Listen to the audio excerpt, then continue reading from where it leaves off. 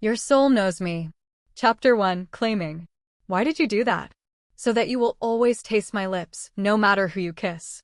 Do you always have to show dominance? No. I just claim what's mine. You don't even know me. Not your body yet. But your soul knows who it belongs to. Amara stared at the woman before her.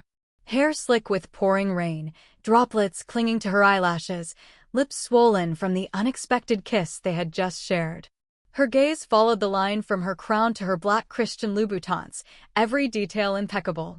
Armani black suit, crisp white shirt with 3 top buttons undone, and a pinstripe waistcoat completing the dangerous ensemble. A lethal combination for a very dangerous woman. Still dazed from the kiss, Amara's mind drifted back to just minutes before. Rain poured down as if the heavens wanted to wash the world clean. Amara Austin had just left the school office when the downpour caught her unprepared. She sought cover beneath the awning of the long-closed coffee shop, only to have a sleek black car pull up at the curb. Out stepped the woman Amara had only seen in newspapers and tabloids. Joaquina Mayorino, Joaquina to those who dared approach, untouchable, ruthless, and rumored to be the Donna of I Leone di Sicilia, the Lions of Sicily. The whispers of her power were legendary, and those who tried to dig too deep were never spoken of again. Amara, a primary school teacher from England, had moved to Sicily 5 years ago. The daughter of a noble family, she had lived a sheltered life, one of 3 siblings. After university, she'd traveled before settling in Italy to teach. Her Italian was good, and her desire to escape convention made Sicily an obvious choice. Now, standing in the embrace of this dangerously beautiful woman, she realized she was completely and irrevocably screwed. To capture Joaquina Mayorino's interest was to invite scrutiny, obsession, and perhaps danger. Yet Amara was no ordinary Englishwoman. Her rebellious streak had always been her strength and her curse. Her hands pushed against Joaquina's chest, forcing her back. Joaquina staggered against the car and then, unexpectedly, burst out laughing. There's that fire I saw. You do not disappoint, Bella. Amara wiped her lips with the back of her hand, blue eyes blazing. Come near me again and you'll regret it, she warned, then spun and stormed off. Joaquina's laughter followed her around the corner. Leaning against the car, Joaquina touched her lips with a perfectly manicured finger, smiling to herself. You will be mine, Bella. That much is certain. Weeks ago, Joaquina had first noticed Amara at a school fundraiser. The Mayorino family sponsored events for every school in Sicily, and Joaquina always attended. Amara had knelt before a 6-year-old who fell from the swings, platinum hair cascading over her shoulders. The softness of the woman awoke something in Joaquina she had not known existed. She had followed her everywhere, watched her handle small-time thugs who tried to intimidate her. Joaquina had wanted to intervene, but seeing Amara confront danger with such effortless fearlessness had been breathtaking. Tonight, as the rain drenched her, Joaquina's resolve crumbled. She could have any woman she wanted. She never lacked attention. But she was not interested until Amara, this feisty platinum blonde. Chapter 2, The Challenge. Amara closed her apartment door behind her and exhaled audibly. The storm outside howled like it wanted to break in. Rain dripped from her hair, tracing lines down her neck and pooling on the welcome mat beneath her feet.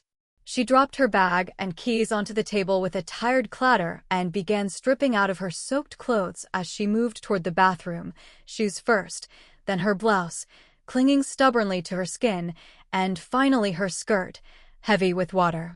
The hiss of hot water filled the small, tiled space. Steam rose in a cloud around her as she stepped under the spray. The first touch of heat stole her breath, chasing away the chill that clung to her bones. She closed her eyes and tilted her head back, letting the water wash away the night. But nothing could wash away that kiss. Her fingers brushed her lips, and the memory ignited. The taste of rain and power. The firm command in the woman's hands. The subtle, dangerous amusement behind the dominance. A shiver rolled through her body that had nothing to do with the cold. She pressed her palms against the shower wall and whispered to herself, "Don't, Amara. Don't even think about her." But it was too late. Behind her closed eyelids, Gioacchina Maiorino's face burned bright. The perfect precision of her movements, the storm-dark eyes that had locked onto her like she was prey and prize all at once. Dangerous, she muttered. She's dangerous and off-limits. Yet, even as she said it, her body betrayed her. Heat pooled low in her belly. The memory of that voice, smooth, accented, authoritative, echoed in her mind like a forbidden melody. Amara turned off the water abruptly, as if to silence her thoughts. She wrapped herself in a towel and stared at her reflection in the fogged mirror. She's nothing to you. Just a woman drunk on power. But the woman staring back didn't look convinced. Her lips were still flushed. Her pulse still wild. And somewhere, in the shadows of the night, Gioacchina Maiorino was already planning her next move. Chapter 3. The Pursuit. It started with flowers. Not roses, too predictable.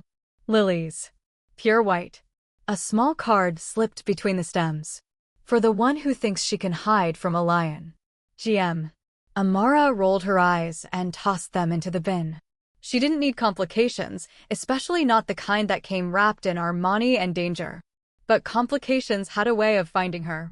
The next morning, she arrived at school early, juggling lesson plans and her half-finished coffee, only to find Gioacchina Maiorino leaning against the school gate, the black car idling nearby like a shadow waiting for its mistress. Amara froze mid-step. What are you doing here? Gioacchina's lips curved into that knowing smirk. Public service, bella mia. Making sure our children's future is in good hands. You don't have children, Amara shot back. Not yet, Gioacchina said smoothly, eyes glinting. But I'm considering the idea. Try considering not stalking your sponsor's teachers. Gioacchina laughed, low and warm. Stalking? Such an ugly word. I prefer pursuing. Amara crossed her arms, arching a brow. Well, pursue someone else. Can't. Gioacchina pushed off the gate and took a slow step forward, invading the space just enough to make Amara's breath hitch. I've already found what I want. Amara's heart hammered against her ribs, but she refused to step back. You're wasting your time. I have plenty to waste. Gioacchina's grin was all teeth. But something tells me, Bella, you'll eventually stop running. Before Amara could reply, one of her students called her name from across the courtyard. Gioacchina winked, turned, and strolled back to her car, leaving only the echo of her perfume, sandalwood, and sin lingering in the air. That evening, Amara found her again. At the bookstore. At her favorite cafe. At the Saturday market where she bought her fruit. Every time, the same smile. The same charm. The same dangerous proximity. Do you ever not appear where I am? Amara demanded, clutching a bag of oranges like a weapon. Fate is a tricky thing, Gioacchina replied, tilting her head. It likes to keep me close to what belongs to me. I don't belong to you. Not yet. Gioacchina's gaze dipped, lingering where Amara's throat pulsed. But your body already remembers me, doesn't it? You're impossible. And yet, Gioacchina shrugged lightly. You keep answering me. Amara glared at her, cheeks flushing. Because you won't leave me alone. Exactly. Gioacchina smiled, satisfied, as if that were the answer she wanted. Amara turned on her heel and stormed off, again, muttering a string of English curses under her breath. Behind her, Gioacchina's laughter followed like the whisper of thunder before a storm. Later that night, lying in bed, Amara stared at the ceiling, hating how alive she felt. Every time she told Gioacchina to stop, she didn't want her to. Every time she rejected her, she caught herself listening for that low, teasing voice again. God help me, she whispered to the empty room. I'm in trouble. Chapter 4. Collision. 3 weeks. That's how long it had been since the kiss. 3 weeks of Gioacchina Maiorino showing up like a shadow with impeccable taste. At first, Amara tried to ignore her. Then she tried to avoid her. But Gioacchina didn't play by rules written by anyone else. Everywhere Amara went, she found traces, a coffee already paid for, a new set of books for her students, a black umbrella waiting outside her door with a small note. You forgot this in my thoughts. Tonight, it was too much. She had stayed late after school, grading papers under the dim light of her classroom. The soft hum of rain began again, always the rain. She gathered her things, switched off the lights, and stepped into the empty hallway. Long day, Bella Mia? Amara froze. The voice came from the shadows at the end of the corridor. Smooth. Familiar. Dangerous. Gioacchina, she said sharply, turning toward her. This has to stop. Gioacchina stepped forward, her suit immaculate as ever, her dark eyes unreadable. Stop what? This obsession. Gioacchina's lips twitched. You call it obsession. I call it inevitability. Amara took a step closer, fury and adrenaline crackling under her skin. You don't get to decide that. I decide everything, Gioacchina said softly. It's what I'm good at. Not this time. Amara's voice wavered, but only slightly. She was trembling not from fear, but from the sheer intensity of being seen like this. Gioacchina was looking at her as though she were the only thing in existence. Tell me you don't feel it, Gioacchina murmured, closing the space between them until Amara could feel the heat radiating off her. Tell me the air doesn't change when I walk in. Amara's breath hitched. You're insufferable. And yet your heart is racing. Gioacchina's voice dropped lower, intimate. I can hear it. Because you keep cornering me. Because you keep letting me. Amara's eyes flashed. Don't you dare. Gioacchina's hand shot out, bracing gently against the wall beside her head, not touching her, but close enough that Amara could smell the faint spice of her cologne. You're trembling, Bella. That's not fear. Get away from me, Amara whispered, her pulse betraying her. Say it like you mean it. I do. Gioacchina's smirk softened into something dangerous. Then why are you still here? Amara's breath came out uneven. Her hand curled into a fist. She wanted to slap her, shove her, anything to stop the way her body betrayed her with every word. Instead, she shoved past Gioacchina, voice cracking with emotion. You can't just take what you want because you think you can. Gioacchina didn't move. Her voice followed, calm and infuriatingly sure. I don't take, Bella Mia. I wait until it's given. Amara stopped in her tracks. For a moment, the storm outside seemed to hold its breath. Then she walked out into the rain without another word, leaving Gioacchina standing in the empty corridor, a small, knowing smile tugging at her lips. You're already halfway mine, she whispered to the echo of her footsteps. Chapter 5. The Reversal. Amara had spent 3 weeks being hunted. Now it was time to see what happened when the lion realized the prey could bite. The idea came to her as she stood before the mirror that morning, twisting her hair up and watching the steady confidence return to her reflection. She'd had enough of being cornered, enough of Gioacchina's smirk always being the last word. If Gioacchina Maiorino thrived on control, then that's exactly where she'd aim. At the evening charity gala, the ballroom glittered with gold and low laughter. The Maiorino Foundation's crest hung above the stage like a silent declaration of power. And, as Amara expected, Gioacchina was there, dark suit, unbuttoned collar, eyes scanning the room until they found her. Amara didn't flinch. Instead, she smiled. Gioacchina's brows rose. She hadn't seen that smile before, measured, deliberate, promising something unknown. When Amara walked toward her, every click of her heel on the marble floor sounded like a challenge. Buonasera, Donna Maiorino, Amara greeted, her English accent wrapping around the Italian words with playful precision. I thought I'd thank our generous sponsor in person. Gioacchina inclined her head slightly. You finally came to me willingly. Maybe I just wanted to see if the stories were true. Amara leaned closer, close enough for her perfume to mingle with Gioacchina's. They say you don't know how to lose. Gioacchina's mouth curved. I don't. Then you'll find tonight, educational. For the first time, Gioacchina didn't have a ready retort. The air between them tightened, a current running from the tips of Amara's fingers to Gioacchina's pulse at her throat. Amara reached past her, pretending to take a glass from the tray behind, brushing the fabric of Gioacchina's sleeve just lightly enough to make her still. Careful, Bella Mia, Gioacchina murmured, low. You're playing with fire. Amara took a slow sip of champagne. I teach 6-year-olds for a living. I know how to handle misbehavior. Gioacchina's laugh was quiet, but not steady. The woman who commanded boardrooms and terrified rivals suddenly had to breathe through a heartbeat that wasn't obeying her. They spoke like duelists, Amara leading, Gioacchina following. Every sentence a feint, every glance a new strike. When Amara's hand finally rested on Gioacchina's arm, it wasn't submission, it was punctuation. You've been chasing me for weeks, Amara whispered. I just wanted you to know what it feels like to be the one caught. Then she stepped back, leaving the warmth of her touch behind.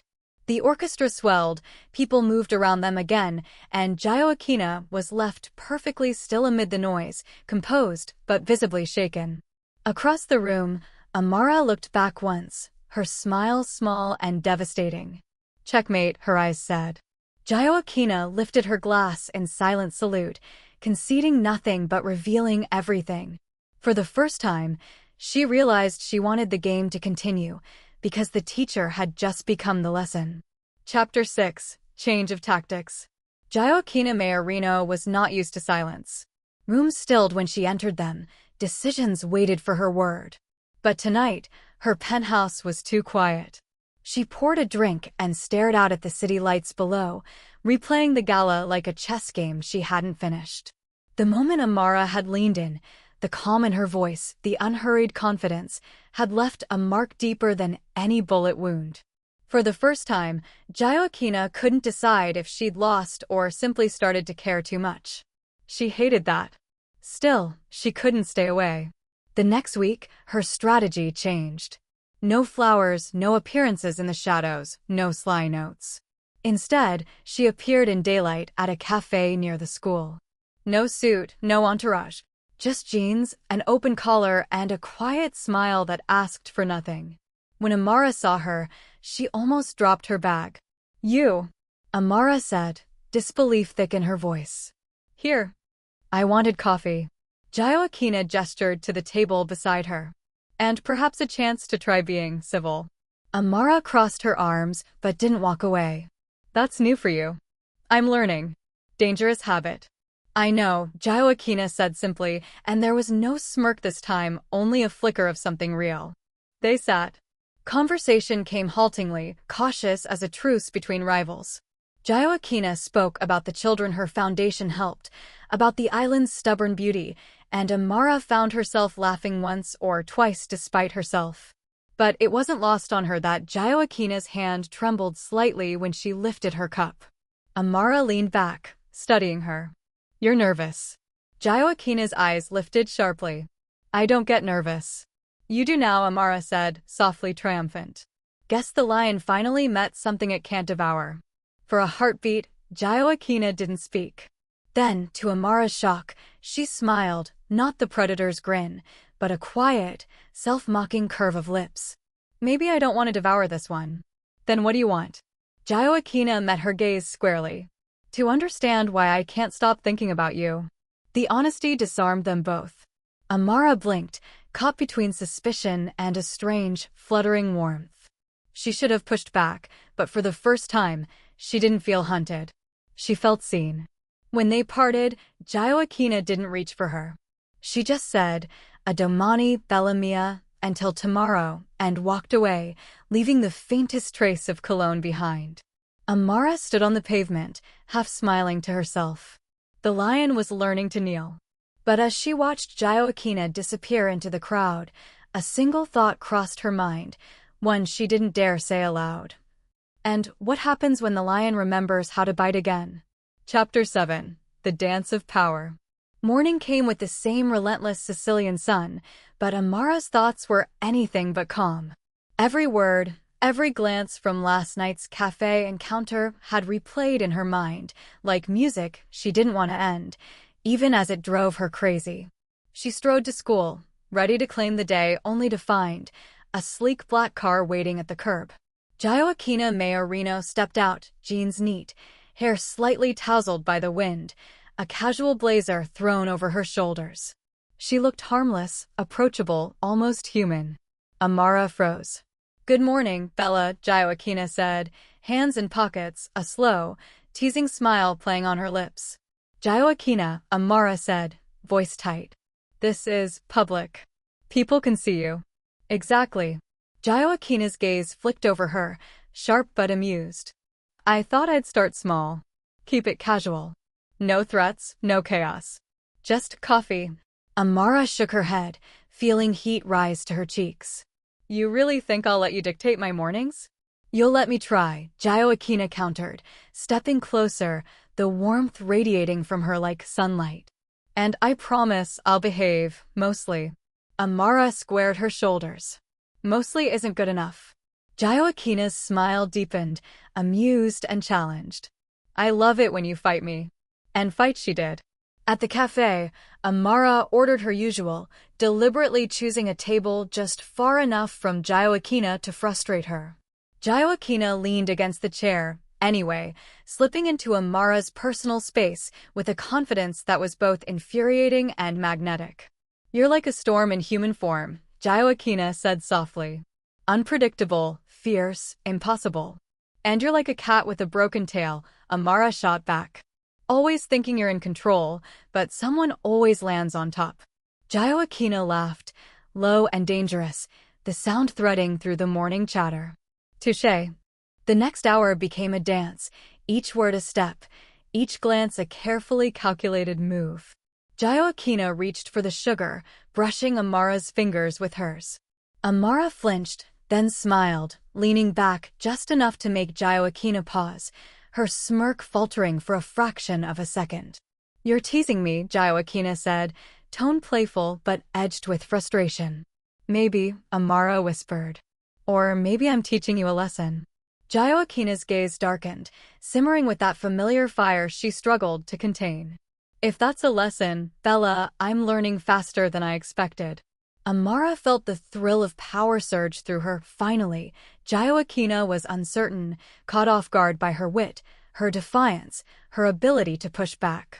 As they parted, Gioacchina's voice lingered like heat. Tomorrow, I'll get it right.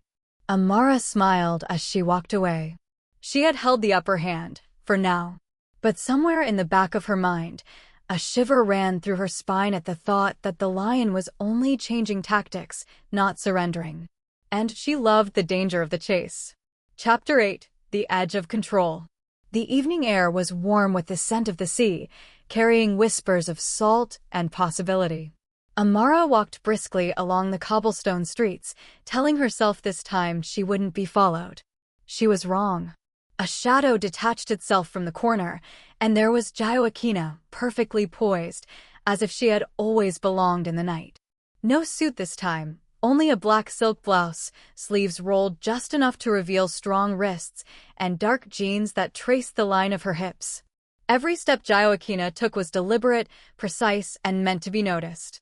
Good evening, Bella, Gioacchina said, voice soft, velvety, just enough to draw Amara's attention against her better judgment. Amara's hand tightened on her bag strap. I thought we agreed no surprises. Plans changed, Gioacchina said, stepping closer. I thought we might walk a little. You know, talk. Amara narrowed her eyes. You're testing me. I'm observing, Gioacchina countered smoothly, letting a faint breeze carry the hint of her cologne. Learning your limits. Seeing what you're capable of. Amara laughed, low and sharp. You won't find them. Not with me.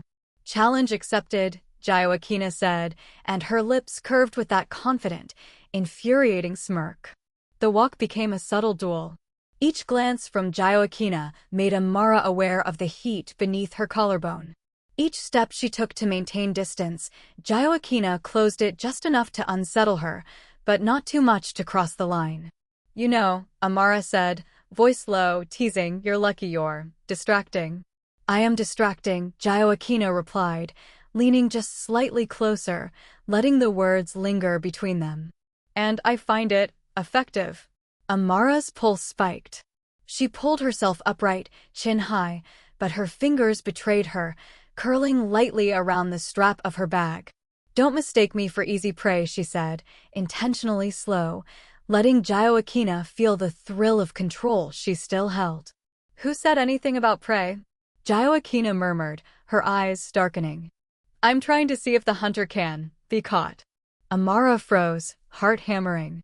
The words lingered, a promise, and a dare. For a moment, Gioacchina's gaze softened, almost vulnerable, and the air between them crackled like static. And Amara realized she wasn't just resisting. She was enjoying it, this teasing, this tension, this game where every move mattered. Finally, she stopped at the small plaza, forcing Gioacchina to halt beside her. Satisfied, she asked, voice playful but edged with steel. For now, Gioacchina said, the smirk returning, slightly off balance this time. But beware. I learn quickly. Amara smiled, triumphant, sensing the lion's patience fraying ever so slightly. She had the upper hand this time. But she also knew deep down that every step she took to push Gioacchina away only made the edge between them sharper and the danger of surrender more intoxicating. And both of them lived for that edge. Chapter 9. Shadows of the Past.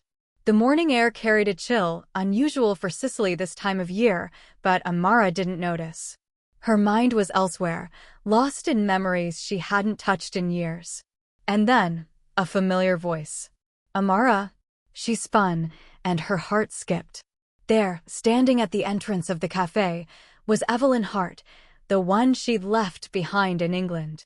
Sharp, elegant, her auburn hair catching the sunlight, eyes that still knew every corner of Amara's heart. The woman who had been the reason Amara had rebelled, the reason she had fled, the reason she had chosen Sicily over comfort and safety. Evelyn, Amara breathed, caught between joy, shock, and a flicker of old longing. Evelyn smiled, tentative but warm. I came as soon as I heard. I didn't know you were here. Amara swallowed, aware of the pulse of something forbidden, the stirrings of the past meeting the tension of the present. Sit. Please. They talked, catching up in a way that was intimate, familiar, full of laughter and soft recollections. Amara felt herself drawn into Evelyn's orbit again, her charm, her history, the shared rebellion, the whispered confessions of young hearts unafraid. But Gioacchina was there. She had arrived unannounced, as always, drawn by the invisible thread that tied her to Amara. And now she watched silent, elegant, unreadable. Her eyes were sharp, tracking every glance, every laugh, every touch of hand to hand. Gioacchina had faced rivals before. Women, men, even men who thought they could challenge her empire. But this was different. Her jaw tightened, the small crease between her brows deepening. Amara's old flame was not just a woman, she was a ghost of a life Gioacchina could never control. Amara noticed the subtle change, the imperceptible tension in Gioacchina's posture. She smiled faintly, a spark of mischief in her blue eyes. You seem distracted, she teased Gioacchina softly, letting the words hang in the air, just close enough for her to hear. Gioacchina's lips pressed into a thin line. I am observing. You're watching, Amara corrected, leaning slightly closer to Gioacchina, feeling the familiar heat radiate off her. And learning. Gioacchina's gaze flicked to Evelyn and back to Amara, every muscle taut, as though she were calculating a strategy to reclaim dominance over a situation she had never expected. Evelyn, oblivious to the silent storm, reached across the table and brushed her hand against Amara's. The contact was brief but electric, a spark that Gioacchina could feel from where she stood. Amara caught Gioacchina's eye and held it, letting the silent message pass between them. I have power here too, and I can wield it. Gioacchina's voice finally broke the quiet tension, low, controlled, but edged with danger. So, you have history here, Bella Mia. Interesting. Amara's smirk widened. Careful. You're not used to competition, are you?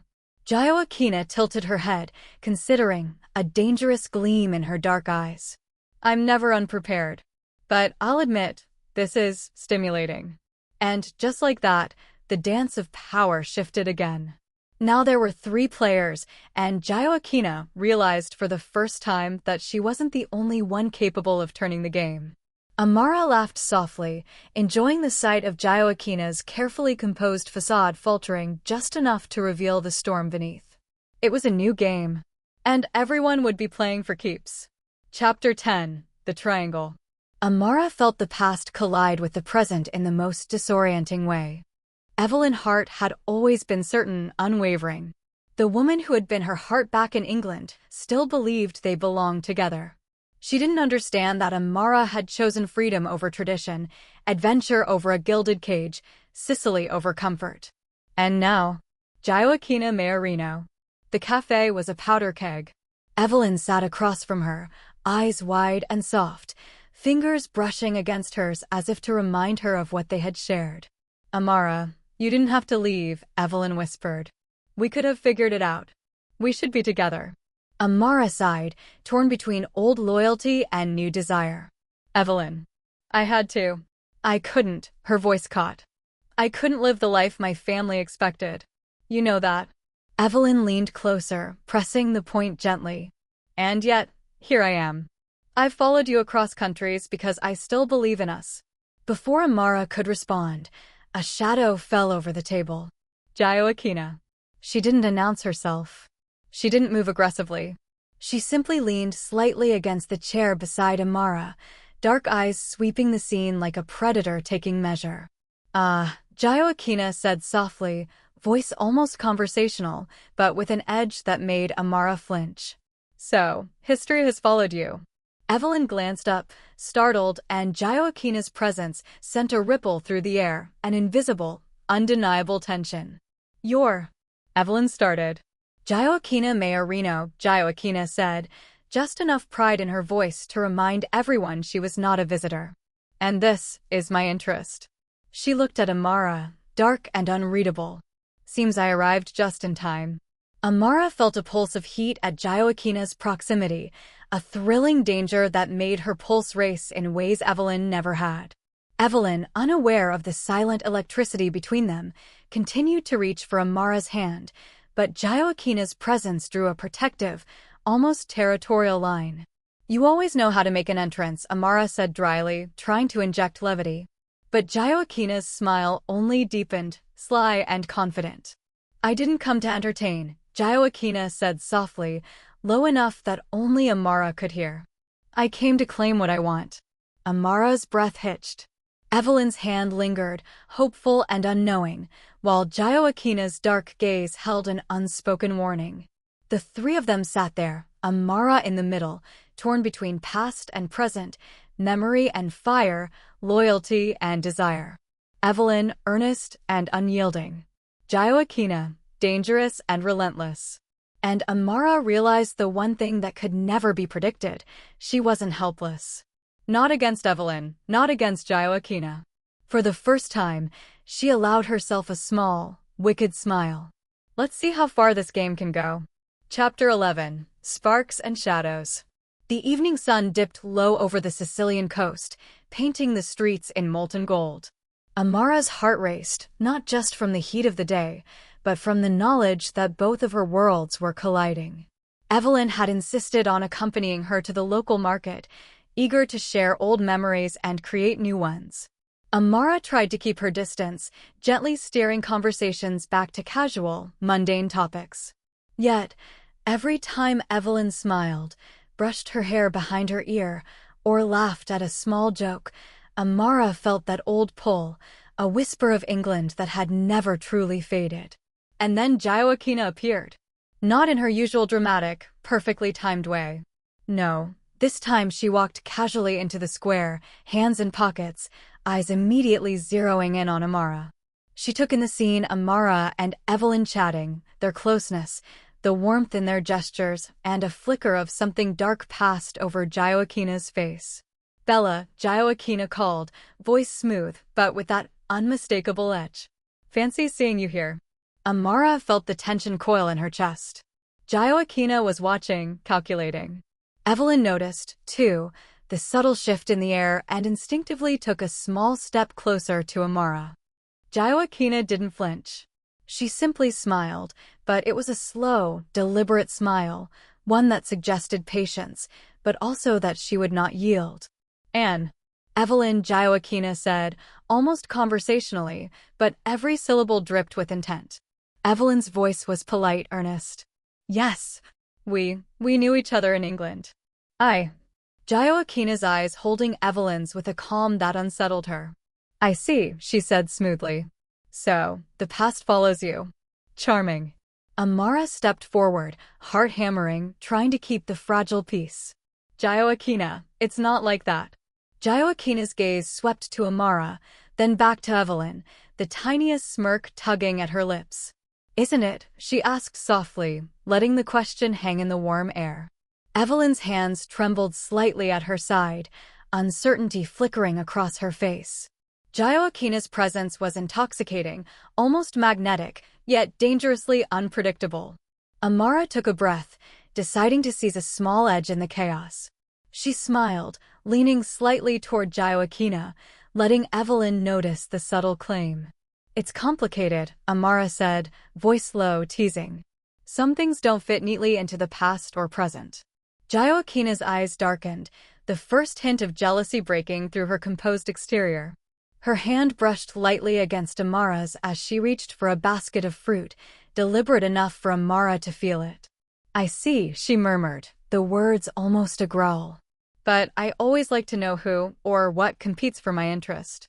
Amara's pulse raced.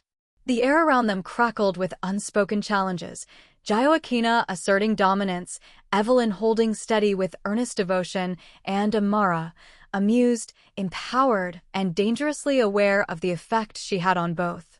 For the first time, Gioacchina's composure faltered, not in weakness, but in desire and rivalry, and Amara smiled to herself. She had created a triangle that neither rival could fully control. And she loved every second of it. Chapter 12: Dominance and Desire. The private rooftop terrace overlooked the glittering city below, lanterns casting pools of golden light over cobblestones and ivy-draped walls. Amara had thought the evening would be calm, a quiet dinner to keep Evelyn entertained, to smooth over the rising tension. But Gioacchina had other plans. She arrived just as the sky turned deep indigo, hair catching the lantern glow, dark eyes assessing the scene with that rare, lethal patience that always made Amara's pulse spike. No words at first, only a slow, deliberate approach that left no doubt. Gioacchina was in command. Buonasera, Bella, she said, voice low, a velvety purr meant only for Amara. Her presence filled the space like a tide, and Amara felt herself lean forward against the pull of it. Evelyn stiffened, sensing the magnetism between the two women instantly. She tried to smile, but the warmth in her gaze wavered. Gioacchina, Amara started, trying to ease the tension. I didn't expect you. I always expect where you are, Gioacchina interrupted, her tone smooth, commanding and just sharp enough to make Amara's breath hitch. She stepped closer, close enough for Amara to feel the heat radiating from her body, but far enough to respect the game they had been playing. And I don't like surprises where I am not prepared. Amara raised a brow, fighting a smile. Prepared for what? To be bossy? Not bossy, Gioacchina said softly, leaning just slightly toward her, letting the words linger like a promise. Dominant. Attentive. Present. Everything you need, even if you don't know it yet. Amara's chest tightened, a delicious mix of anticipation and thrill. She could see Evelyn's unease, her gestures growing hesitant, her attempts to bridge the distance falling flat. Evelyn wanted Amara's gaze, her attention, but Amara's eyes were locked on Gioacchina, drinking in every measured move, every flicker of smirk, every deliberate word that reminded Amara just who was in charge. Evelyn finally spoke, soft but desperate. Amara, maybe we can. Amara held up a hand, amused and a little cruel. Just a moment. Gioacchina's lips twitched in a dangerous smile. See, Bella? You notice. You can't help it. She leaned closer, close enough that Amara felt her heartbeat echo in the space between them. Every glance you give me tells me everything I need to know. Amara's voice was teasing, almost defiant. Is that so? And here I thought you were supposed to be unshakable. I am, Gioacchina murmured, letting the edge of her dominance show, except when faced with you. Amara laughed softly, watching Evelyn's shoulders slump in realization. Evelyn tried, desperately, to reclaim attention, words, laughter, memories, but it was clear. Her love, though earnest and deep, couldn't match the fire Gioacchina ignited in Amara. Gioacchina's eyes never left Amara's. Every tilt of her head, every deliberate step closer, every shadowed smile was a reminder. She was the predator, the ruler, the impossible temptation Amara could never ignore. And Amara, leaning just enough to test the space between them, let herself enjoy it. The tug of war, the challenge, the banter, they had never felt so alive. For a brief, electric moment, the world narrowed to three: Gioacchina's dominance, Evelyn's devotion, and Amara's knowing smile as she watched both collide and tremble around her. Finally, Gioacchina whispered, low and dangerous, "Don't forget, Bella, I don't share." Amara's lips curved, teasing, daring. "I wouldn't dream of it." And in that charged silence, with the city glittering below and hearts racing in the space between them, Amara realized one undeniable truth. No one, not even Evelyn, could compete with Gioacchina's fire, and she wasn't sure she even wanted them to. Chapter 13: Claim and Challenge. The moon hung low over the Sicilian coast, silver light pooling across the terrace where Amara had agreed, half in curiosity, half in defiance, to meet Gioacchina. Evelyn had lingered nearby, insistently polite, but the air was thick with unspoken boundaries. Gioacchina waited, standing tall, confident, letting the quiet dominance radiate from every precise movement. Amara could feel it before she even stepped onto the terrace, the pull, the heat, the impossible gravity of the woman who had made her heart a battlefield. "Late," Gioacchina said, her voice soft but sharp, as if noting Amara's hesitation and testing her patience. Amara smirked, letting her blue eyes sparkle with mischief. "Fashionably." Gioacchina's lips twitched, amused but sharp. "I see. And yet, you're here." "Yes," Amara said, stepping closer, letting the space between them shrink just enough for tension to coil tight. "And I'm watching." Gioacchina's gaze darkened, calculating. She circled Amara slowly, like a predator admiring her prey, and Amara felt her pulse spike with a delicious mix of challenge and surrender. "You enjoy this," Gioacchina murmured, letting her hand hover near Amara's shoulder without touching. "The tension. The testing. The knowing that I could take control at any moment." Amara tilted her chin, teasing, daring. "And yet you're not." Gioacchina's lips curved into a slow, dangerous smile. "Not yet," she said softly. "But patience is a tool. And so is restraint. And I intend to use both." Amara's laugh was soft, provocative. "You make it sound so easy." Gioacchina stepped just slightly closer, letting her presence press around Amara like a tide she couldn't fight. "It is easy, Bella. The hard part is keeping my hands to myself when you tease me so beautifully." Amara's pulse raced.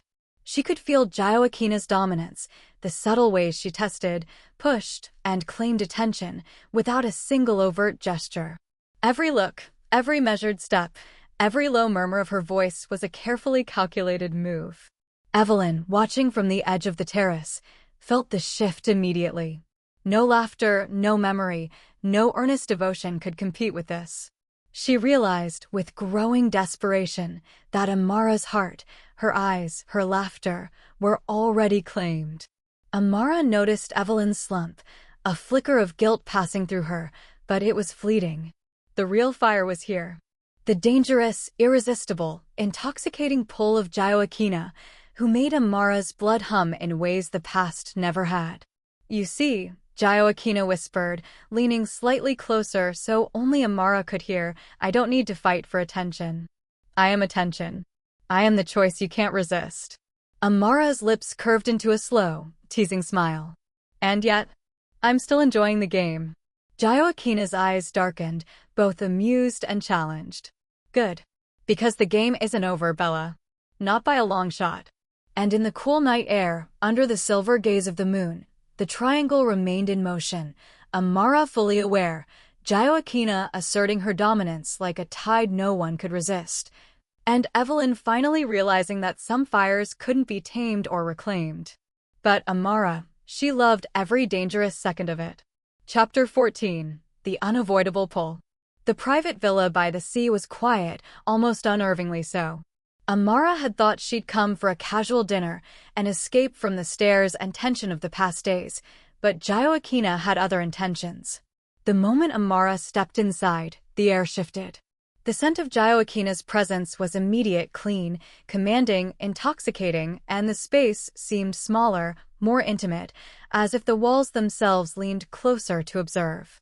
"You shouldn't have come alone," Gioacchina said softly, voice low and deliberate, letting her words linger like smoke in the air. Amara raised an eyebrow, leaning slightly against the doorway, teasing. "Should I have waited for company?" Gioacchina smiled, a slow, dark smile that both invited and warned. "No. I like it when it's just us. When I can see exactly how reactive you are." Amara's pulse quickened. She knew this game, knew the way Gioacchina pushed boundaries without ever crossing the line, but that knowledge did nothing to calm the fire she felt. "You're impossible," Amara whispered, half challenging, half admitting the truth in her heart. "And you?" Gioacchina replied, stepping closer, each movement precise, measured, magnetic. Impossible to resist. Amara felt the pull of Gioacchina's presence, the subtle dominance in every step, every glance, every calculated breath. And she realized she didn't want to resist. Gioacchina let the air between them thrum with unspoken energy, lingering just close enough for Amara to feel the heat radiating from her, yet never touching. Amara's lips curved into a teasing smirk. "You always get what you want, don't you?" "I always get what I want," Gioacchina murmured, leaning so close their breaths mingled. "But I like to make it interesting." Amara's laugh was soft, electric, and Gioacchina caught the sound like a prize. "Interesting?" she asked, voice husky, teasing. "Yes," Gioacchina said simply, dark eyes holding hers. "Because you make it so." In the corner of the villa, unnoticed by the two wrapped in their dangerous orbit, Evelyn's presence flickered. She had followed Amara, trying desperately to reclaim attention, but now, watching Gioacchina's subtle claim, her heart sank. Amara's smiles, her glances, the heat in her reactions, it all belonged to Gioacchina. Evelyn realized, painfully, that she was no longer the center of Amara's world. "Not really. You see, Bella," Gioacchina murmured, voice low, a whisper meant only for her. "I don't need to force it. You feel it. You know it. You want me here as much as I want you." Amara's lips curved, teasing and defiant. "Maybe," she whispered, "but I still like to play." Gioacchina's grin was slow, predatory, satisfied. "Good. Because the game is far from over." And in that heated silence, with the night stretching infinitely around them, Amara realized one truth. The pull was unavoidable, the fire inescapable, and she loved every dangerous second of it. Chapter 15: Confessions and Warnings. The morning sunlight filtered softly through the blinds, painting the room in warm gold. Amara sat across from Evelyn at a quiet cafe, the clatter of cups and murmurs around them fading into a distant hum. Evelyn's gaze was steady, hopeful, but tinged with hurt. I don't understand why you left," she said softly. "We could have made it work." Amara took a deep breath, her hands clasped around her cup, feeling the warmth seep through her fingers. "Evelyn, I loved you," she admitted, voice low but clear. "But it wasn't enough. I needed more fire, more danger, more life than what we had. I left not because of you, but because of what I needed for myself. I couldn't stay and settle." Evelyn blinked, a flash of pain passing over her features, but she nodded slowly, trying to understand. "And Gioacchina?" she asked cautiously. Amara hesitated, the memory of the night before rushing back, the magnetic pull, the teasing dominance, the fire that Gioacchina brought into her world. She swallowed. "Gioacchina is complicated. And she's dangerous, Evelyn. More dangerous than anyone you or I have ever known." Evelyn's jaw tightened, her lips pressing into a thin line. She rose from her chair gracefully, but the hurt in her eyes was unmistakable. "I see," she said softly. She paused, turning toward the doorway, then glanced back at Gioacchina, who had appeared outside, watching silently from the shadows. "You should know, Gioacchina," Evelyn said, her voice steady, but carrying a warning. Amara is worth protecting. But your world is too dangerous for her. Don't hurt her, or I swear I won't forgive it. Joaquina's dark eyes flicked to Amara, then back to Evelyn, and a slow, knowing smile spread across her face. Bella is mine and mine to protect as well, she said quietly, letting the words carry both possessiveness and promise. Evelyn's lips pressed together, her hands tightening around the strap of her bag. With one last look at Amara, she turned and left, walking into the sunlight with the quiet dignity of someone who had loved and lost, but refused to break completely. Amara watched her go, a pang of bittersweet memory tugging at her heart, but also clarity. She had chosen, truly and fully, for the first time in her life. And Joaquina. Joaquina was waiting, patient, lethal, and entirely irresistible. When Amara turned, Joaquina was close, her presence impossible to ignore. "Well?" she asked, voice low, teasing, dangerous. Amara's lips curved into a smile, soft but certain. "She's gone. And now, you're all mine." Joaquina's eyes darkened, hunger and satisfaction mingling in the depths. "I've been waiting to hear that," she murmured, reaching out to claim Amara's hand in a touch that said more than words ever could. The fire between them burned brighter than ever, unrestrained and unstoppable. Chapter 16. Surrender and Fire. The villa was quiet, the night wrapping around them like a velvet cloak. Amara had followed Joaquina inside, her pulse racing, her every nerve alight with anticipation. There was no one to distract them, no Evelyn to interfere, no rules beyond the magnetic pull between them. Joaquina leaned against the doorway, arms crossed, dark eyes smoldering. "Finally," she murmured, voice low and deliberate, letting the words hang like a challenge. "You've been teasing me long enough." Amara's lips curved into a mischievous, almost defiant smile. "Maybe I like the chase," she teased, stepping closer. Joaquina's eyes glimmered with dark amusement. "Oh, I enjoy the chase too, but I always catch what I want." She took a slow step forward, and the air between them tightened, charged, impossibly hot. Amara swallowed, her breath hitching as Joaquina closed the distance. Every step, every look, every subtle move pressed against her like a tide she could no longer resist. "And what, exactly, do you want?" Amara whispered, voice low, teasing, but with a hint of surrender creeping in. Joaquina's lips brushed against hers, a feather-light touch, deliberate and dangerous. "You," she murmured, letting the word roll over Amara like fire. "All of you. Every thought, every heartbeat. Mine." Amara's breath caught, and for the first time, she let the walls she had built crumble. She leaned into the touch, letting herself feel the electricity in Joaquina's every movement, every intention. Joaquina's hands found Amara's waist, pulling her closer, the heat of her body igniting a fire that Amara had fought for weeks. "You're mine, Bella," Joaquina whispered, lips hovering over hers, teasing, almost tasting the surrender she craved. Amara pressed closer, daring, playful, letting herself be consumed by the pull. "And if I say yes," she teased, her voice trembling with desire. Joaquina's grin was slow, predatory, knowing. "Then I don't have to ask again," she murmured, lips finally brushing against Amara's in a kiss that was both claim and question, soft yet insistent, igniting every nerve, every pulse in Amara's body. Amara surrendered fully then, letting herself melt into the moment, into Joaquina's dominance, into the intoxicating fire between them. Her hands found Joaquina's shoulders, her lips pressing back, matching fire with fire, teasing and challenging even as desire made her tremble. The kiss deepened, a slow, smoldering rhythm, each touch, each whisper, each sigh a claim, a promise, a test of boundaries that neither wanted to cross too soon, but both knew would soon be inevitable. Joaquina's fingers traced the line of Amara's jaw, tilting her head, letting their lips meet again, harder, hungrier. "You feel it too," she murmured against her mouth. Amara gasped softly, a sound she hadn't made for anyone in years, and whispered back yes. "I feel it. All of it." Gioacchina's smirk deepened, dark and victorious. Good, she whispered, because this is only the beginning. And in the quiet of the villa, with the Sicilian night stretched endlessly around them, Amara finally gave herself over, fully, deliciously, dangerously, to Gioacchina, to the fire, to the claim that had been theirs from the very first kiss in the rain.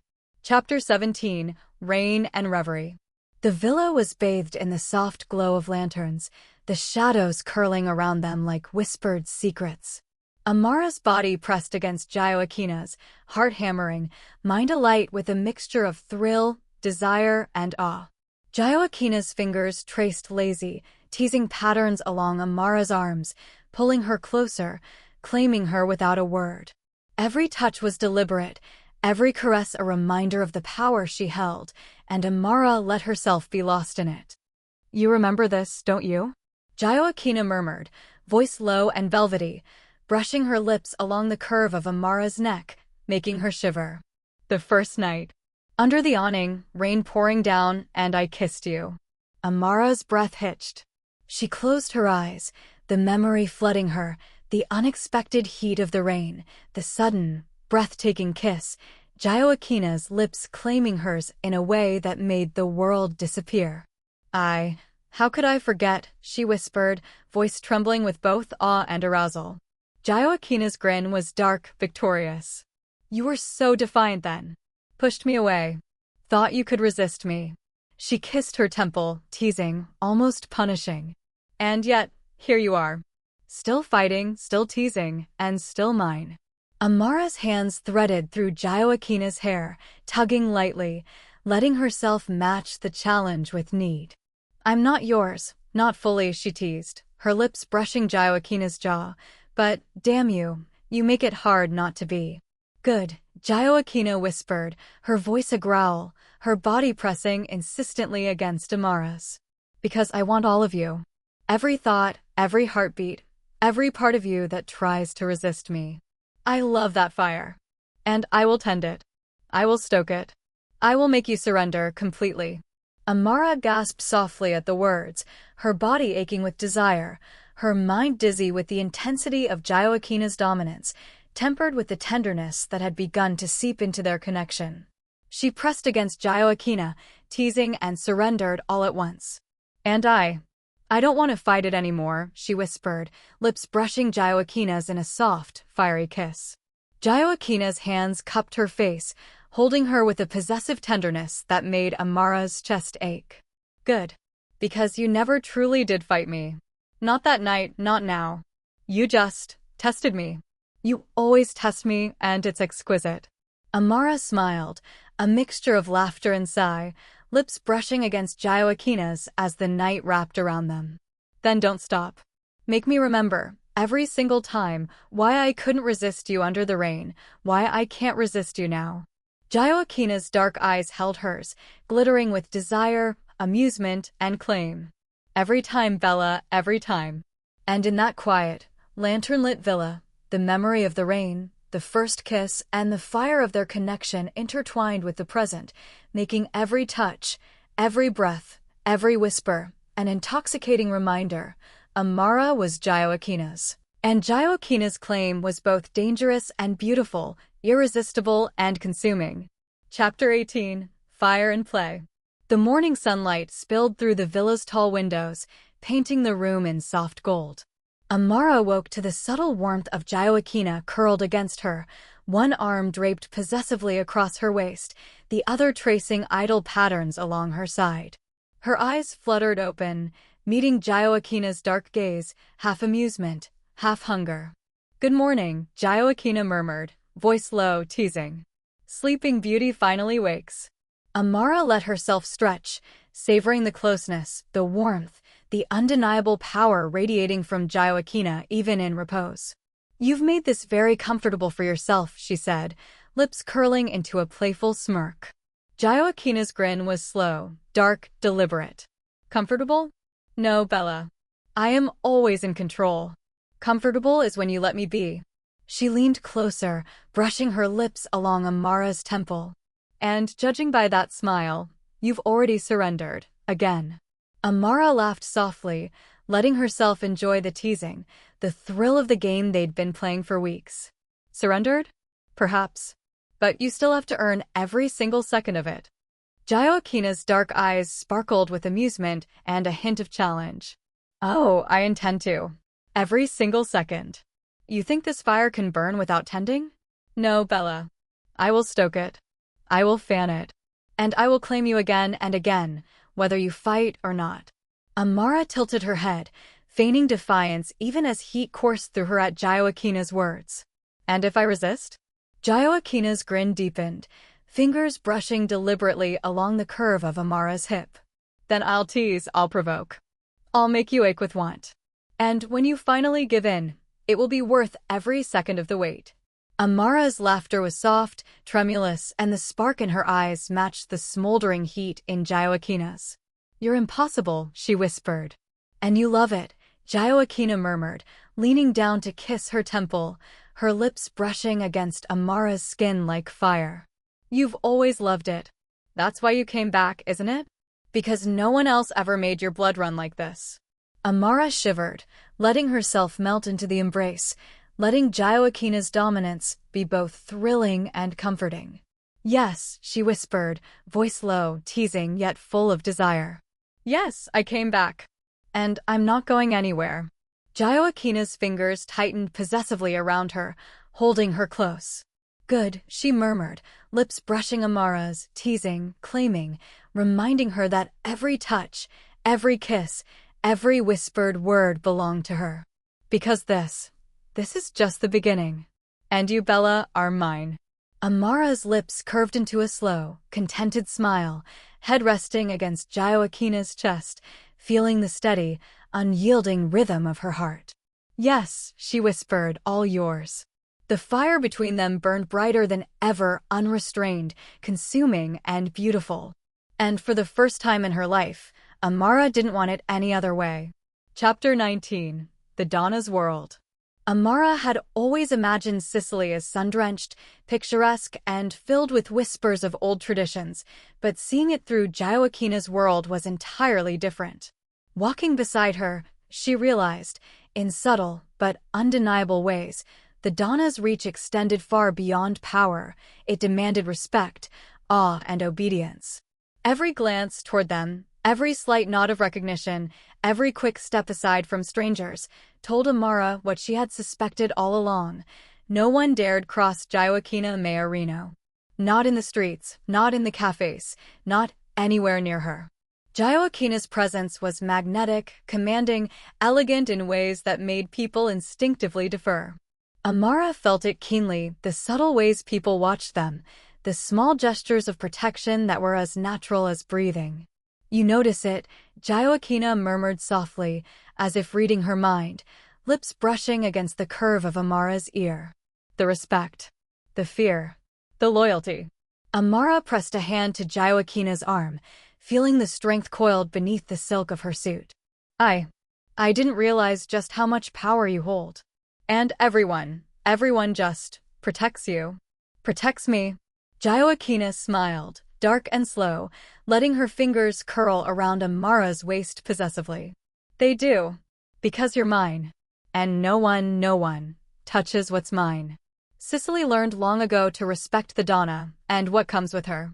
Amara's blue eyes widened slightly, the reality sinking in.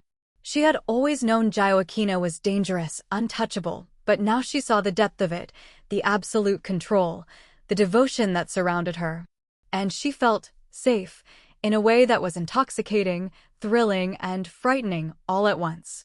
You're incredible, Amara whispered, fingers brushing along Gioacchina's jaw, lips tilting in awe. And terrifying. All at once. Gioacchina leaned down, brushing her lips softly against Amara's temple. That's the effect I have, she murmured, voice low, possessive. But it doesn't scare you. Not really. It excites you, because deep down, you like knowing that you're mine.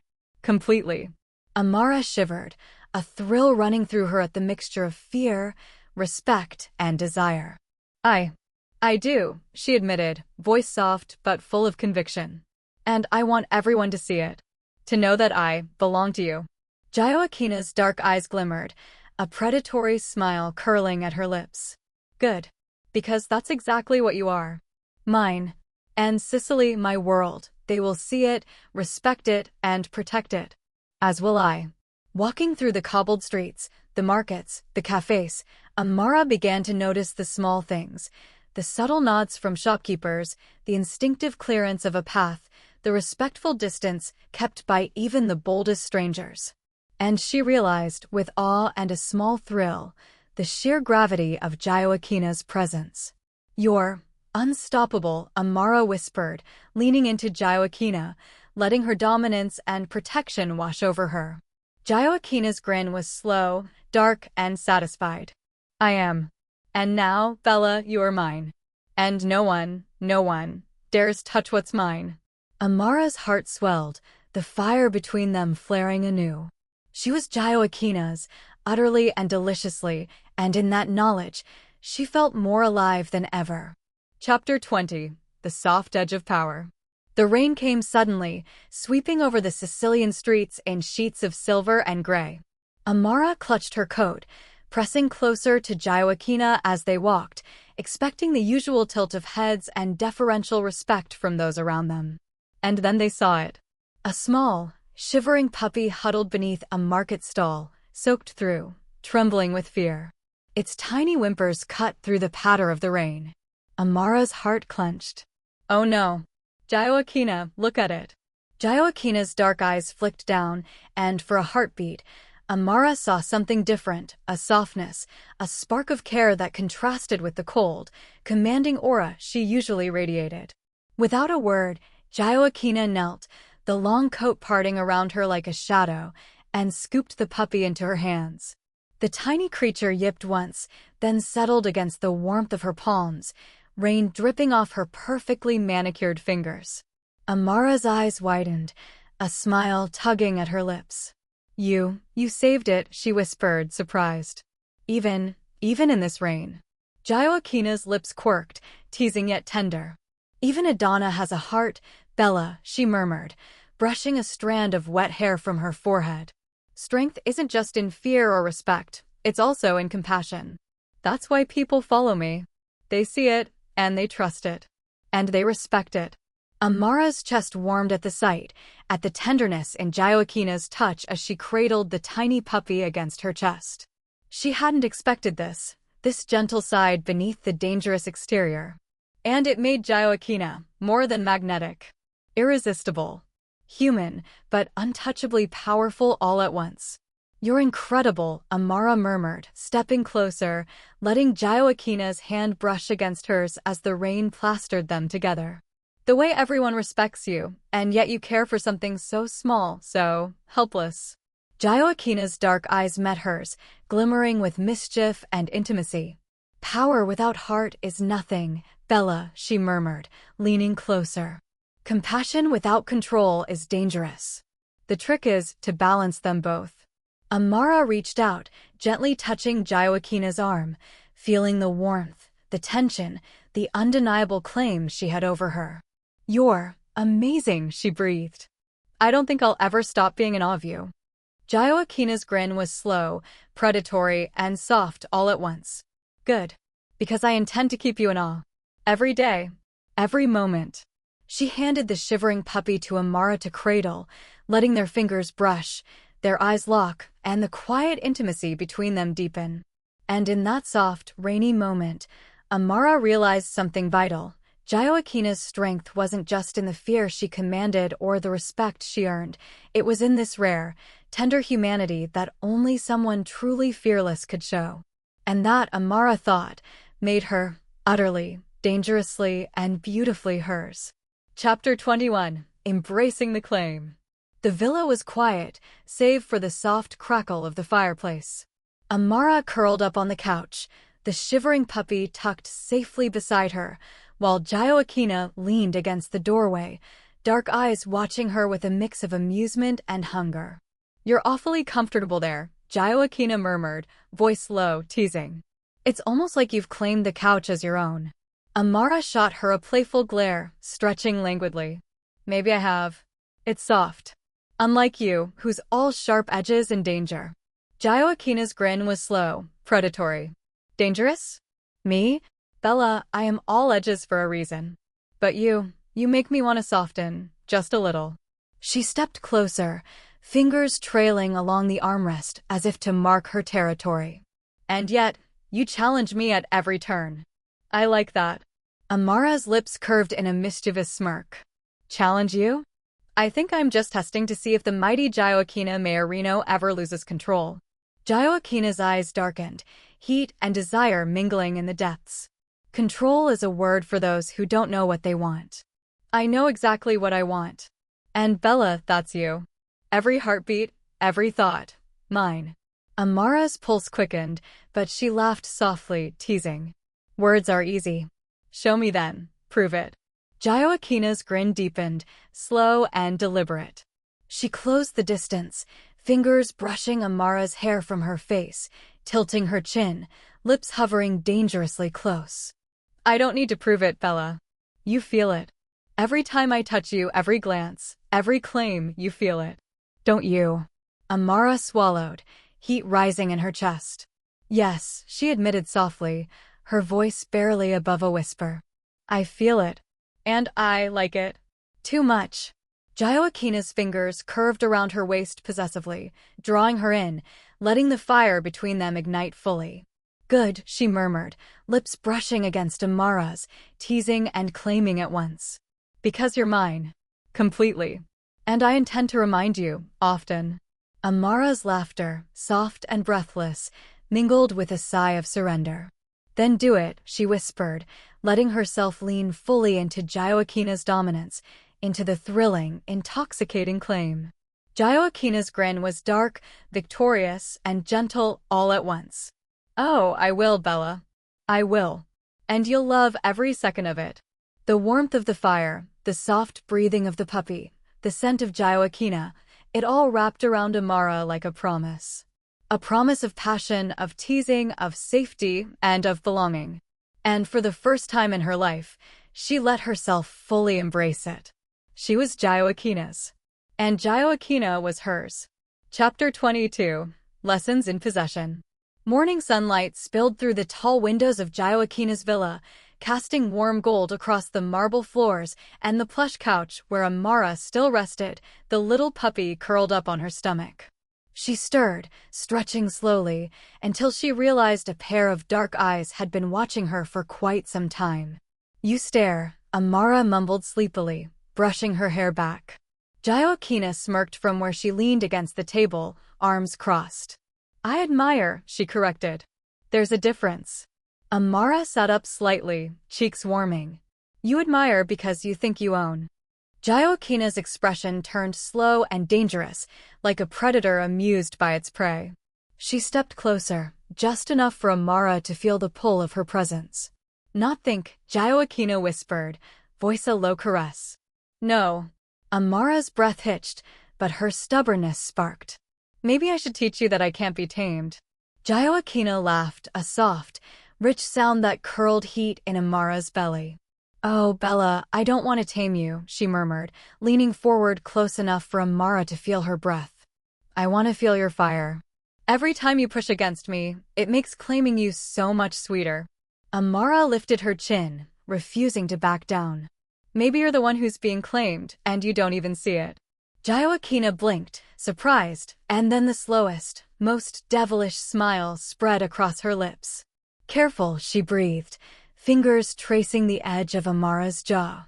You might just win a battle you never intended to start.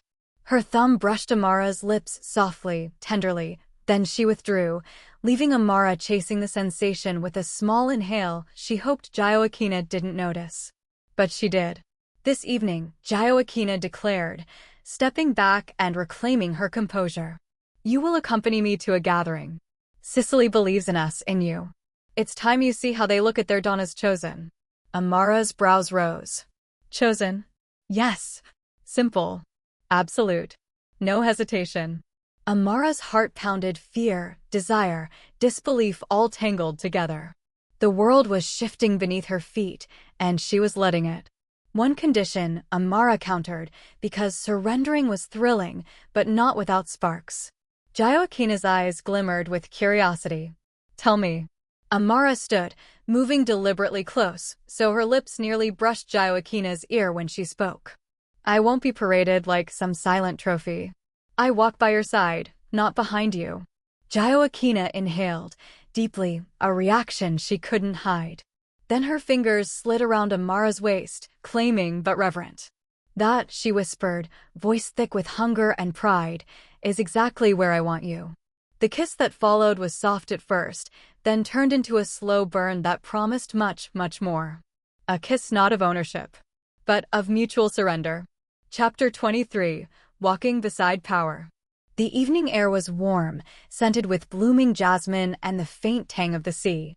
Amara adjusted the hem of her dress nervously, glancing at Gioacchina, who stood effortlessly elegant in a tailored black suit, the very image of dominance and poise. You're nervous, Gioacchina observed, lips curving into that familiar, knowing smile that made Amara's pulse skip. Only a little, Amara admitted, keeping her voice light. Everyone will be watching us.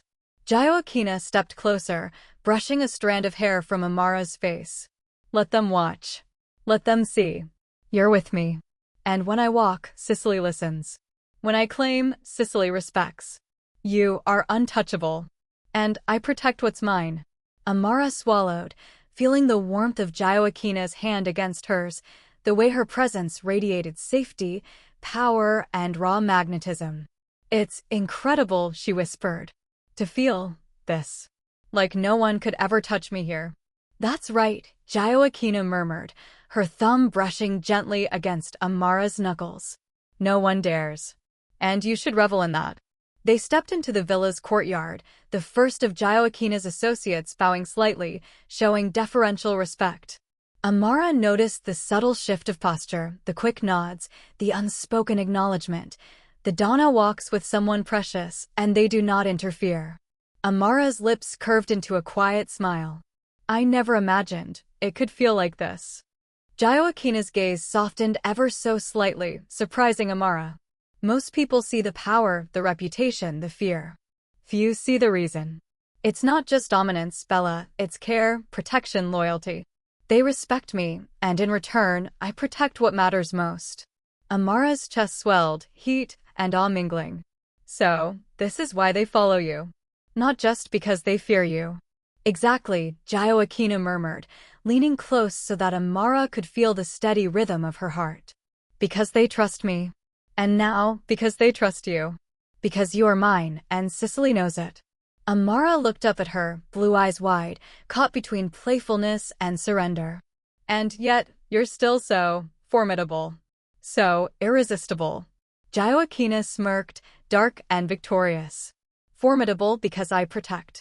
Irresistible because you make me want to soften just for you. Amara laughed softly, brushing her hand along Gioacchina's chest. You make it impossible to resist you. Good, Gioacchina whispered, wrapping an arm possessively around her waist. Because I don't want you to resist. I want you beside me, Bella, walking in my world, feeling it, owning it, feeling the fire, the thrill, and the safety all at once. And as they walked together through the courtyard, through the subtle bowing glances and silent respect of Sicily itself, Amara realized something breathtaking. She was part of this world now. Not behind Gioacchina, not beneath her, but beside her. Claiming her place, feeling the fire of the Donna's power, and knowing she would never be unsafe again. The thrill of dominance, tenderness, and absolute respect coiled through her like electricity, making her pulse sing and making her body ache in all the right ways. Gioacchina leaned down, lips brushing Amara's temple, voice low, intimate, and this, Bella, is only the beginning of everything we will feel, together. Amara shivered, eyes closing briefly, savoring the heat, the security, and the magnetic pull of the woman she now fully belonged to. Because walking beside Gioacchina Maiorino was unlike anything she had ever known. And she never wanted it to end. Chapter 24. The Private Celebration. The villa was quiet now, the guests long gone. The glow of the city lights spilled through the tall windows, glimmering on marble floors and casting soft shadows across the elegant furniture. Amara leaned against the balcony railing, letting the night air wash over her, still dizzy from the attention, the glances, and the whispers of admiration that had followed them earlier. A soft, deliberate clearing of the throat made her turn. Joaquina stood behind her, hands in the pockets of her tailored suit, eyes dark, and that signature, predatory smile tugging at her lips. "Enjoying yourself?" Joaquina asked, stepping closer. The air between them tightened instantly, thick with anticipation. Amara let out a breathy laugh. "I'm overwhelmed. I didn't realize how intense it all is. Everyone respects you, but seeing it like that, it was impressive." Joaquina tilted her head, dark eyes roaming over Amara with slow appreciation. "And what about you, Bella? Are you impressed?" Amara raised an eyebrow, feigning indifference, though her pulse betrayed her. "I'm not sure. Maybe. Depends on the company." Joaquina's grin deepened, and she stepped closer until their bodies almost brushed. "Then let me show you what it's like when I truly want someone." Before Amara could respond, Joaquina's hands slid to her waist, pulling her gently yet insistently into the warmth of her body. "Mine," Joaquina murmured against her ear, voice low, claiming. "Do you feel that? That's what it means to be mine." Amara's breath hitched, the heat pooling between them. She tried to pull back, teasing, testing Joaquina's patience. "I'm not that easy, Joaquina. Don't think you can just." Joaquina cut her off with a slow, deliberate kiss, one that was soft at first, then deepened, teasing, claiming, letting the hunger rise without ever letting it overwhelm completely. Amara gasped, fingers tangling in Joaquina's shirt, pulling her closer despite herself. "You're defiant," Joaquina whispered against her lips brushing teasingly over her jaw. "That fire.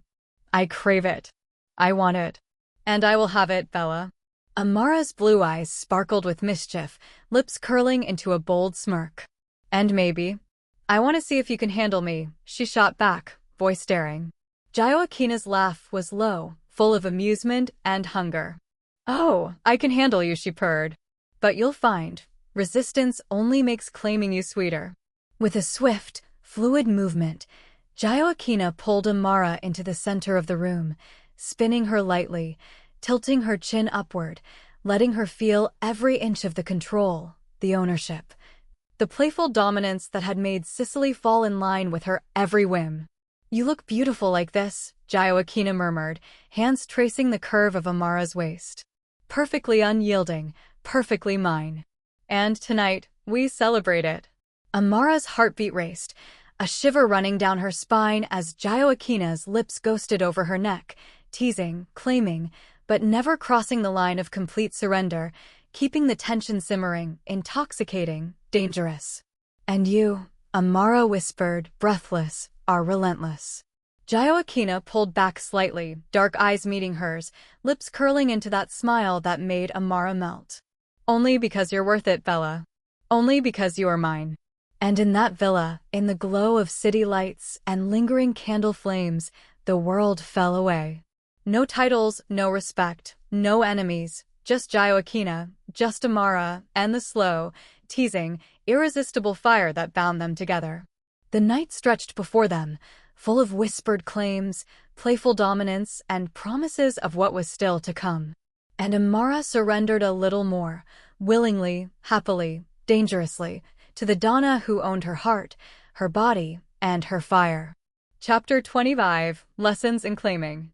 The villa was silent except for the soft hum of music Joaquina had turned on, low and slow, filling the room with warmth and intimacy. Candlelight flickered against polished wood and marble, casting long shadows over the elegant space. Amara sat on the edge of the couch, the little puppy asleep at her feet, while Joaquina moved with deliberate grace, circling her like a predator and a lover at once. "You're enjoying yourself too much," Joaquina murmured, hands brushing along the back of the couch, close enough for Amara to feel the heat radiating from her body. Amara lifted a brow, feigning nonchalance. "Maybe I am," she whispered, letting her fingers trace the edge of a cushion, teasing herself as much as her desire. And maybe, I'm testing you. Joaquina's lips curved into a slow, knowing smile. Testing me? Bella, every challenge you throw only makes me want to claim you more. She stepped closer, letting the warmth of her body press gently against Amara's. Every inch of fire you have, I will match it. And then some. Amara's breath hitched as Joaquina's fingers slid along her arm, teasing, brushing, never fully holding, never fully giving, keeping the tension electric. You're relentless, she whispered, eyes locked on Joaquina's dark, commanding gaze. And you, Joaquina countered, voice low, dangerous, intimate, are irresistible. That defiance, that spark. I crave it, Bella. I want it. And tonight I intend to have it. Slowly. Deliciously. Carefully. Amara swallowed, heart racing, but her lips curved into a mischievous grin. Careful? You? Since when do you care about careful? Joaquina's laugh was low, rich, teasing. Careful is for the world outside. For you. I am only precise. Only intentional. Every touch, every whisper, every claim, calculated. You feel that? Amara's fingers trembled as Joaquina's hand slid to her waist, pulling her into the heat of her body. Yes, she whispered, voice thick with desire. And I like it. More than I should. Joaquina tilted her head, brushing her lips against Amara's temple, the motion soft, but loaded with intent. Good, she murmured. Because I will remind you, often, who owns you, Bella. Every glance, every brush, every heartbeat. Amara closed her eyes, letting the shiver ripple through her. Every nerve in her body was alight, every thought consumed by the magnetic pull of the woman who claimed her so completely. And Joaquina's smile, dark, victorious, and tender all at once, lingered against her skin. You are mine, Joaquina whispered, letting the words sink in, letting Amara feel the weight, the promise, the danger, and the pleasure all at once. Amara's lips parted, a small, breathless laugh escaping her. And I am yours, she admitted, surrendering not fully, but deliciously, teasingly, letting the tension simmer for more to come. Joaquina's eyes glimmered, her hand caressing Amara's cheek, slow and deliberate, before she leaned in again, pressing her lips to Amara's claiming, teasing, tasting. The night stretched ahead of them, unbroken, unhurried, and full of endless possibilities. Every whisper, every touch, every playful claim and tease was a lesson, in power, in desire, in being completely, irrevocably, each other's. Chapter 26. Surrendering to the fire. The villa was dark now, save for the flicker of candlelight casting warm, trembling shadows across the room. The music had softened, a slow, sultry rhythm that wrapped around them like a whispered secret.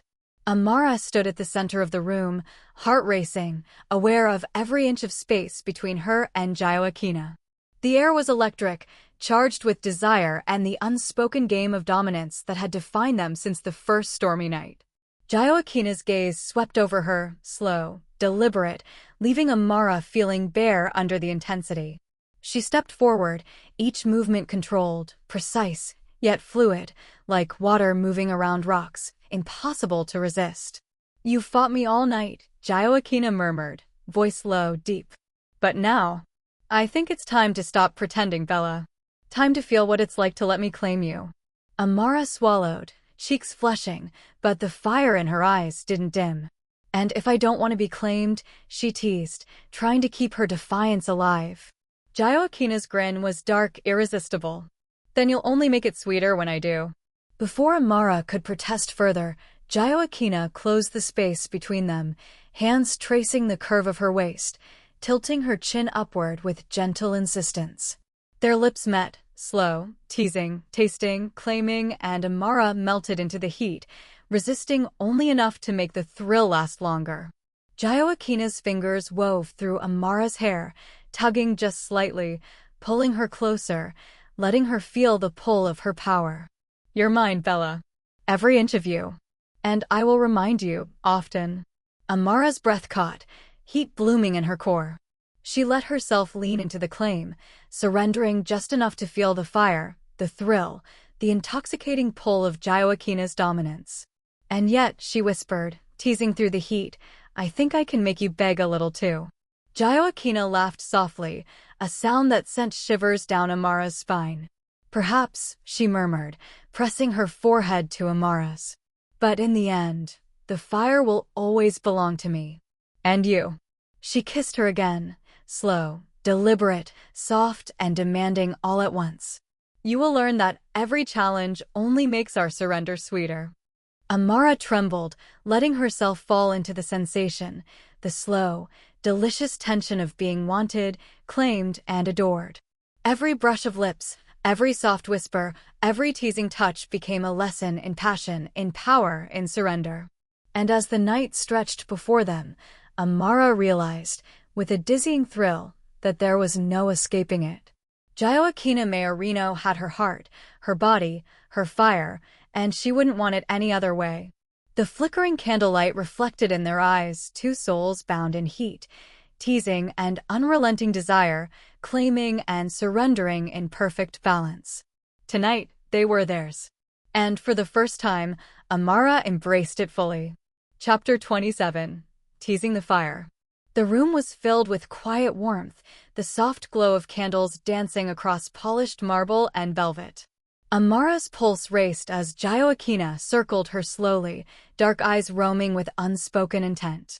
Every inch of distance between them seemed charged, every breath thick with tension. You're irresistible, Gioacchina murmured, stepping closer, letting the heat of her body brush against Amara's without fully touching. Even when you try to resist me. Amara arched a brow, lips curling with mischief. And maybe. I like testing you, she whispered, voice low, teasing. Gioacchina's grin was sharp, slow, predatory. Bella, testing me only makes claiming you sweeter. But tonight, I think it's time I remind you who you belong to. Before Amara could respond, Gioacchina's hands traced the curve of her waist, gentle at first, then firmer, pulling her into the warmth of her body. Amara gasped, heart hammering, but she didn't pull away, letting the tension simmer, letting Gioacchina savor every second of their dance. You feel that? Gioacchina murmured against her ear, lips brushing lightly. The pull between us, the fire we create? Amara's breath hitched.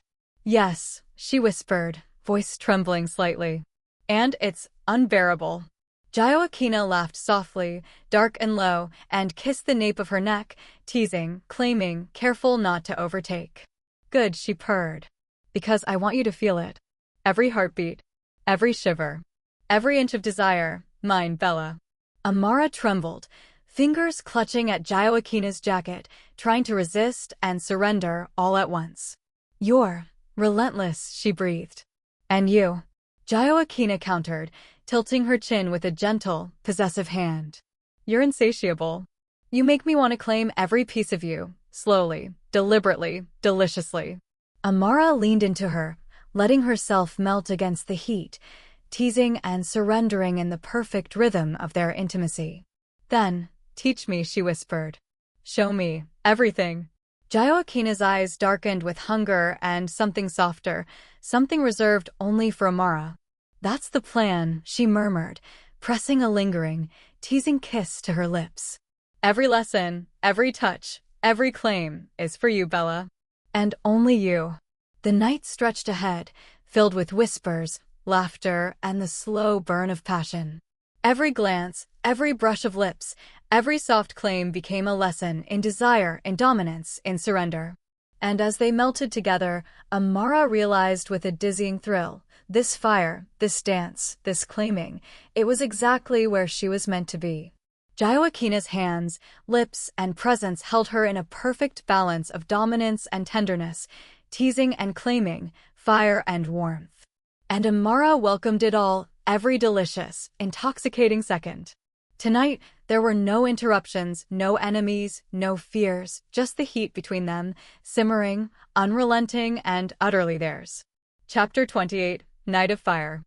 The villa was cloaked in shadow and candlelight, the city below silent beneath a velvet sky. Amara's heart raced as Gioacchina's hands traced the line of her shoulders, lingering at her collarbone, teasing without overstepping. Every brush of her fingers was deliberate, claiming, daring, leaving Amara trembling with anticipation. "Look at me," Gioacchina whispered, tilting her chin with a possessive hand. Amara obeyed, eyes wide, breath shallow. "Tonight is about you. About feeling everything, all of it. And knowing you are mine." Amara shivered, the words both thrilling and intoxicating. "Yours," she breathed, a playful defiance flickering in her eyes. "But I still want to test you." Gioacchina's grin was dark, dangerous, and utterly captivating. "Oh, Bella, testing me is delicious. But tonight, I will make you surrender willingly. Every inch, every shiver, every heartbeat." Slowly, Gioacchina closed the distance, lips brushing Amara's in a soft, teasing kiss, letting the heat build without giving in completely.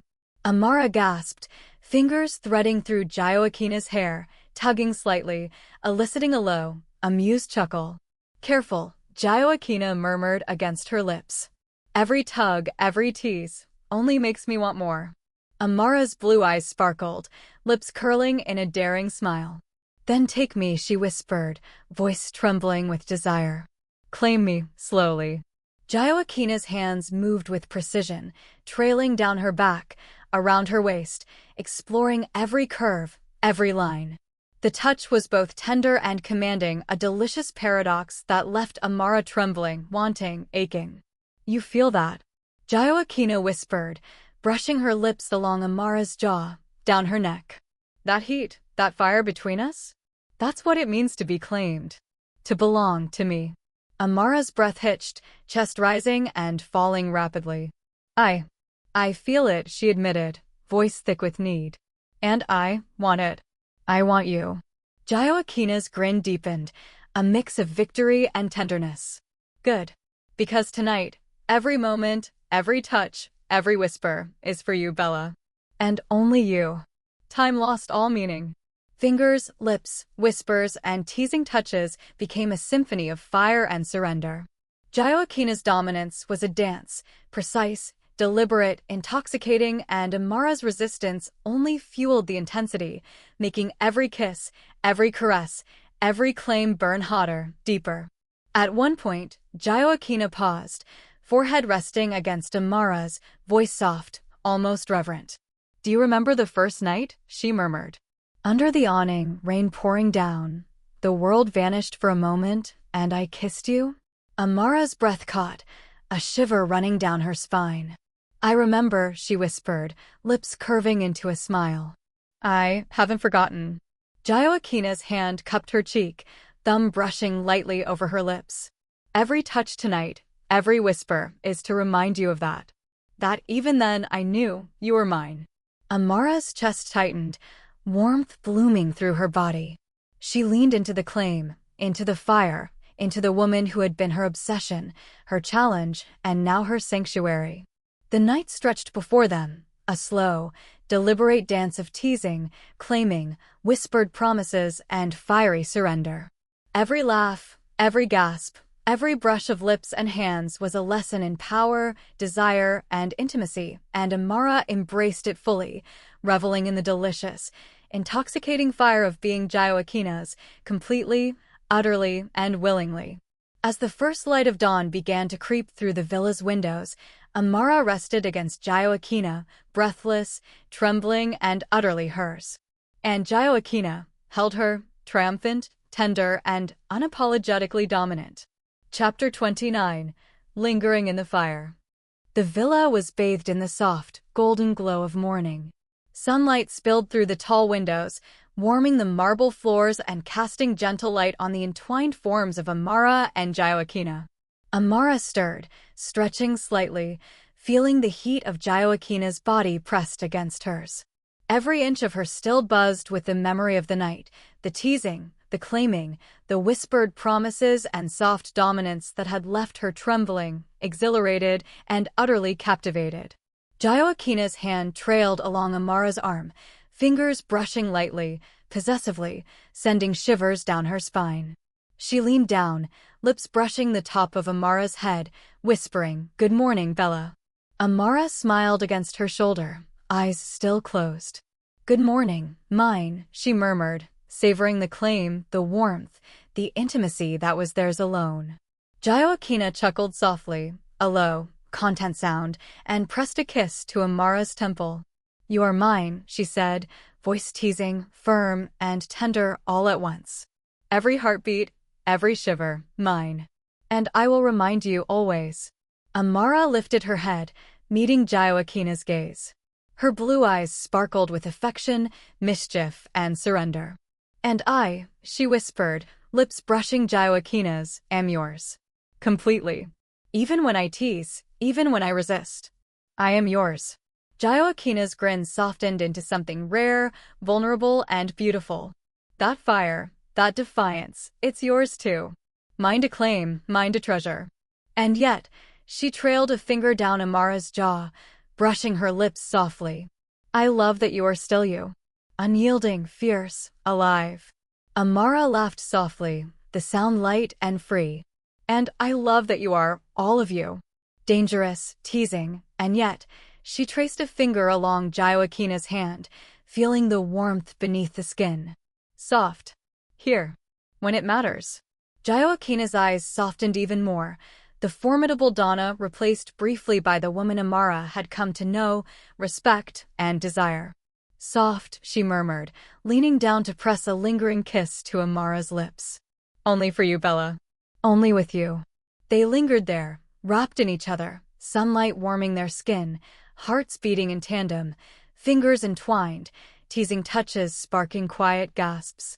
Every kiss, every brush of skin, every whisper was a reaffirmation of their bond, sensual, playful, tender, and unrelenting. Amara's head rested against Gioacchina's chest, listening to the steady beat of her heart. "I feel safe," she whispered. "With you. Even with all your power, all your everything. I feel safe." Gioacchina's lips brushed her hair, soft, protective, and filled with love. "You are," she whispered back. "And you always will be. No one dares touch you. No one will. You are mine, and I am yours." For a long moment, they stayed like that, tangled in sheets and sunlight, teasing and claiming in quiet intimacy, hearts and bodies perfectly aligned. The villa, Sicily, the world outside, it all melted away. There was only Gioacchina and Amara. Fire and softness. Power and surrender. Teasing and love. And in that golden morning light, they both knew this was theirs. This was home. No battles, no threats, no interruptions. Just them lingering in the fire, endlessly, unbreakably, and completely. Epilogue: A Sicilian Vow. The sun poured over the cliffs of Sicily, golden light spilling onto cobblestone streets, olive groves, and the sparkling Mediterranean. The villa had been transformed for the day, white roses, delicate candles, and flowing fabrics swaying in the soft breeze. Every detail reflected the elegance and passion of the woman who had conquered Sicily's heart and the woman who had captured her own. Amara stood at the edge of the aisle, radiant in a flowing white gown that clung softly to her curves, platinum hair shining in the sunlight.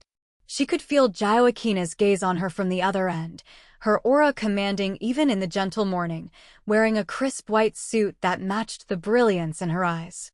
The world seemed to hush as Gioacchina walked toward her, steps measured, confident, every inch the Donna, yet softened by the love and fire she carried for Amara. When they met at the altar, the air between them was electric, teasing, tender, and alive with history. Their hands intertwined naturally, as if they had always belonged to each other. Gioacchina's voice was steady, low, and full of reverence as she spoke.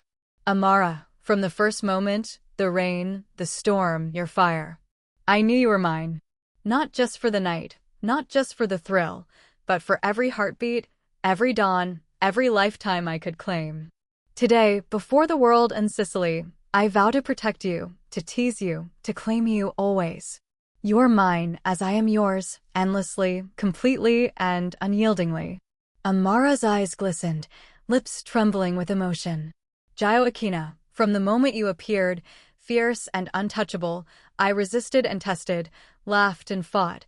Yet, every part of me knew you were the fire I had been searching for. Today, I vow to stand with you, to surrender and resist, to love and tease, to be yours in every way, for all our days, under every sun, beneath every storm.